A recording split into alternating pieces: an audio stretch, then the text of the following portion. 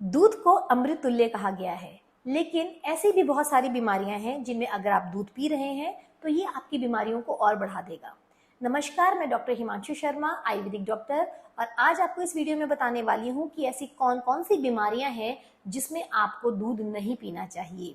अगर आप इस चैनल पर नए हैं तो इस चैनल को सब्सक्राइब करना भी ना भूलें, ताकि आपको आयुर्वेद की सभी सटीक जानकारियां समय समय पर मिलती रहें। तो आइए आज की इस इंटरेस्टिंग वीडियो को शुरू करते हैं। पहला, अगर आपको खाना खाने के बाद बहुत ज्यादा गैस बन जाती है या जब आप खाना खाते हैं वो ढंग से पचता नहीं, पेट फूल जाता है, अजीर्ण की समस्या है, इनडाइजेशन रहती है, अग्निमांद्य है, तो इन सभी कंडीशन में आपको दूध नहीं लेना चाहिए। दूसरा, अगर आपको लूज मोशन रहती है, पतले दस्त लगे रहते हैं, या आप एक दिन में 5 से 7 बार मोशन पास करने के लिए जाते हैं, उस कंडीशन में भी आपको दूध या दूध से बनी हुई चीजें जैसे खीर है, दलिया है, इनको भी अवॉइड करना चाहिए। तीसरा, अगर आपको स्किन से रिलेटेड प्रॉब्लम है, खासतौर से अगर आपको एक्जिमा है या आपको सोरियासिस है, इन कंडीशंस में भी अगर आप दूध पी रहे हैं तो ये आपकी प्रॉब्लम को और बढ़ा देगा। चौथा, अगर आपको कोई रेस्पिरेटरी प्रॉब्लम रहती है, यानी आपको अगर तो अस्थमा है या बहुत ज्यादा बलगम बनता है, छाती हमेशा ऐसा महसूस करते हैं जैसे कफ से भरी हुई है, तो इस कंडीशन में भी आपको कोशिश करनी चाहिए कि आप दूध ना लें। अगर आपको लगातार जुकाम बना रहता है, सालों से आपको जुकाम की प्रॉब्लम है, तो भी आपको दूध पीने से, खासकर ठंडा दूध पीने से तो बिल्कुल अवॉइड करना चाहिए, बिल्कुल दूध नहीं लेना चाहिए। इसके साथ साथ अगर आपको नया नया बुखार आया है, शुरुआती स्टेज का बुखार है, 1-2 दिन हुए हैं बुखार हुए, और अगर आप दूध पिएंगे तो वो जो बुखार आपका 2 या 3 दिन में ठीक होने वाला था, अब वो 5 से 7 दिन लेगा।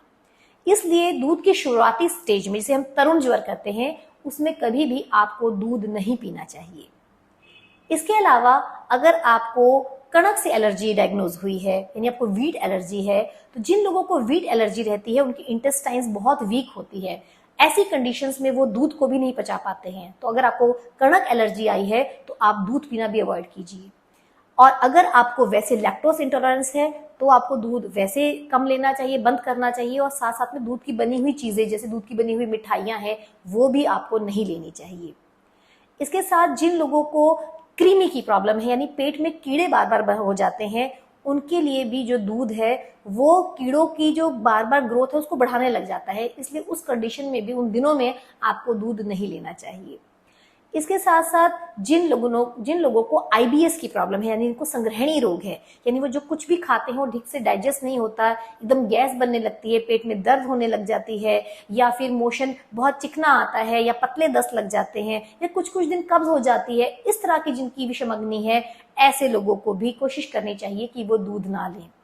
लीवर से जो रिलेटेड प्रॉब्लम जिनको रहती है, उनको भी जो दूध है उसकी मात्रा कम कर देनी चाहिए, बहुत कम अमाउंट में उनको दूध लेना चाहिए। तो आज हमने जाना कि ऐसी कौन कौन सी बीमारियां हैं जिसमें हमें दूध जो है वो अमृत का काम ना करके विष का काम करने लग जाता है। लेकिन कई बार हमें ऐसा देखा गया है कि लोग जो है उनको दूध जो है वो बहुत लंबे समय से लेते हैं, और अगर वो दूध ना लें तो कई बार उनको रात को नींद ही नहीं आती। तो फिर हम दूध कैसे लें? तो दूध अगर आपको लेना ही पड़ता है तो क्या तरीका है, तो मैं आपको वो बताने वाली हूँ कि आपने ऐसा करना है कि आधा कप दूध लेना है और आधा कप पानी लेना है और इसको उबालना है। इसमें आपको थोड़ी सी शुंठी डालनी है, जिसको सूंड कहा जाता है, एक छोटी इलायची डालनी है, थोड़ा सा सौंफ डालना है, और इस दूध को उबालना है। ये तब तक उबालना है जब आपके पास उतना ही दूध बच जाए जितना आपने डाला था, यानी आधा कप दूध, और इसको आपने गर्म ही लेना है। और कोशिश करनी है कि आप हफ्ते में 1 या 2 बार लें, बहुत ज्यादा ना लें, क्योंकि दूध पचाने में भारी होता है।